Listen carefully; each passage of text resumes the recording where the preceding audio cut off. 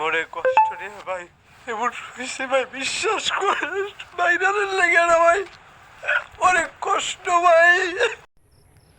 বর্তমানে আমার দেশে চলেছে কিন্তু ভণ্ড হুজুরের ভণ্ডামি। দেখেন কিছুদিন আগে ওমর ফারুক নামে এক হুজুর, তিনি নাকি আগে ওয়াজ করতো। তিনি টিকটকে আইসা অনেক ধরনের মানে চুল বালপাকনামি করে, মানে চুল কালার করে, অনেক কিছু করে, মানে ভণ্ডামি শুরু করে দিচ্ছে। মানে সব কিছুই কিন্তু তার ভাইরাল হওয়ার ইচ্ছা। কিন্তু বর্তমানে এখন দেখেন তিনি আবার কেন্দ্রে কেন্দ্রে বলতেছে যে না, উনি অনেক কষ্টে নাকি একদম টিকটক জগতে আসছে। তো কষ্টে কি ইসলামে কি তার কষ্টের সফলতা পাওয়া যাইতো না?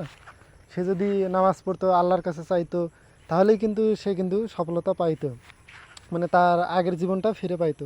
কিন্তু সে সেটা না করে টিকটকে আসছে তার শান্তি পাওয়ার জন্য। এটা কি ভণ্ডামি না? একজন হুজুর হয়ে, একজন আলেম হয়ে সে যদি এই কাজ করে, মানে সব কিছু তার ভণ্ডামি। দেখেন অনেক আলেমই কিন্তু বলছিল যে একদম সেটা কিন্তু সে ভাইরাল হওয়ার জন্যই করতেছে, মানে তার এটা ভণ্ডামি। তো এক এক আলেম তো আবার বলছিল সে কিছুদিন ভাইরাল হওয়ার পর আবার বলবে যে না আমার ভুল হয়ে গেছে, দেখেন সেটাই কিন্তু বাস্তব হইলো। মানে সে এখন আবার এসে কেন্দ্রে কেন্দ্রে বলতেছে না তার ভুল হয়ে গেছে। তো এটা তার কিন্তু ভাইরাল হওয়ার ইচ্ছা ছিল। যদি বাংলাদেশে যদি আগে ওমরের মতো একজন খলিফা থাকতো, তাহলে তার মানে মাথাটা ঘাড় থেকে আলাদা করে দিত, তাহলে সে বুঝতো যে না, সে ভণ্ডামি করছে।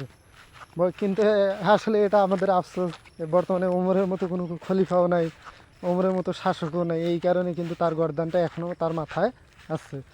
একজন হুজুর হয়েও যদি সে এই খারাপ পথে যাইতে পারে, সে ইসলাম সম্পর্কে জানছিল, সে তার ধর্ম সম্পর্কে জানছিল, তবুও সে যদি এই ভণ্ডামিটা করতে পারে, তাহলে সাধারণ পাবলিক কী করবে ভাই? মানে সব কিছু ভাইরালের ধান্দা। সে এখন কেন্দ্রে কেন্দ্রে বলতেছে না তার অনেক কষ্ট ছিল, অনেক কিছু ছিল। তো অনেক কষ্ট ছিল, সে তো পারতো যে আল্লাহর কাছে চাইতে, কিন্তু এই টিকটকে এসে কি তার শান্তি মেলে?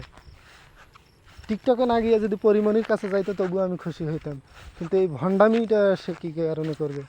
দর্শক, আপনাদের যদি কোনো মতামত থাকে তা বলবেন, আমি আমার মতামত প্রকাশ করলাম। ধন্যবাদ।